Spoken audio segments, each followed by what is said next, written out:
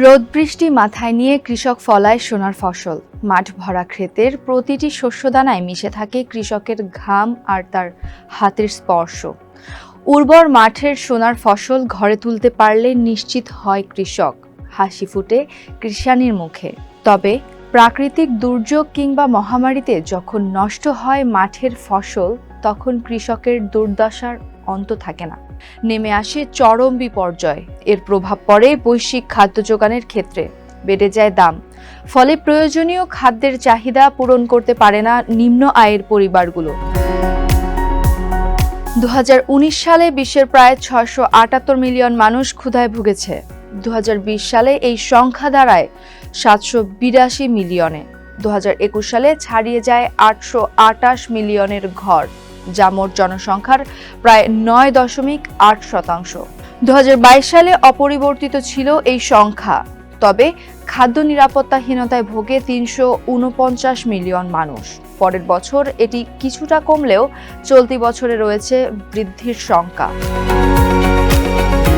জাতিসংঘের বিশেষায়িত খাদ্য ও কৃষি সংস্থা ফুড অ্যান্ড এগ্রিকালচার অর্গানাইজেশন FAO-র তথ্যমতে প্রতি বছর বিশ্বের খাদ্য চাহিদা মেটাতে 3.7 বিলিয়ন টন কৃষি পণ্যের প্রয়োজন হয়। বর্তমানে উৎপাদন 4 বিলিয়ন টন হলেও এর মধ্যে নষ্ট হয় প্রায় 1.5 বিলিয়ন টন খাদ্যশস্য। ফলে উদ্বৃত্ত থাকার পরিবর্তে দেখা যাচ্ছে সংকট।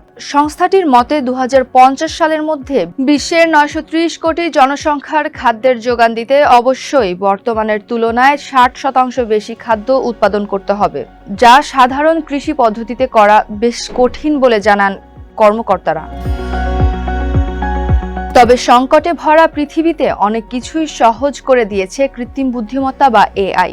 একসময় যে বিষয়গুলো অসম্ভব বলে মনে হতো, প্রযুক্তির কল্যাণে এখন সেগুলো এসেছে মানুষের হাতের মুঠোয়।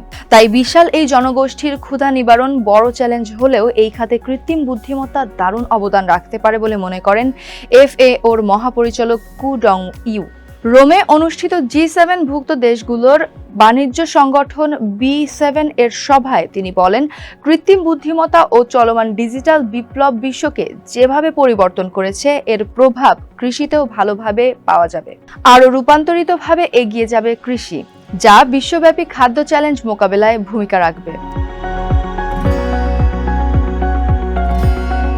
বেশ কিছু কারণে নষ্ট হয় কৃষিপণ্য। এর মধ্যে অন্যতম কীটপতঙ্গের উৎপাত। বার্ষিক কৃষি উৎপাদনের প্রায় 40% গ্রাস করে কীটপতঙ্গ, যার বাজার মূল্য কমপক্ষে $7,000 কোটি। ফলে কৃষিতে সবচেয়ে বড় ক্ষতির কারণ হিসেবে কীটপতঙ্গকে ধরা হয়।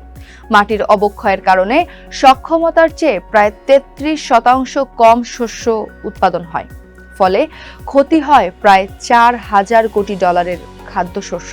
এছাড়া পানি স্বল্পতা এবং অদক্ষ সেচ ব্যবস্থা কৃষি উৎপাদনকে ক্ষতিগ্রস্ত করে। বিশ্বের সহজলভ্য মিঠা পানির 70% ব্যবহার হয় কৃষিকাজে, তবে এই পানির 60%ই নষ্ট হয়ে যায় অদক্ষ সেচ ব্যবস্থার কারণে। এদিকে কৃষি পদ্ধতিতে অনেক অগ্রগতি হওয়া সত্ত্বেও আগাছার কারণে ফসলের ফলন ও গুণগত মান ব্যাপক হারে কমে যায়। প্রায় 1800 প্রজাতির আগাছা উদ্ভিদের উৎপাদন প্রায় 31.5% কমিয়ে দেয়। ফলে প্রতি বছর প্রায় $3,200 কোটি ক্ষতির সম্মুখীন হয় কৃষিখাত।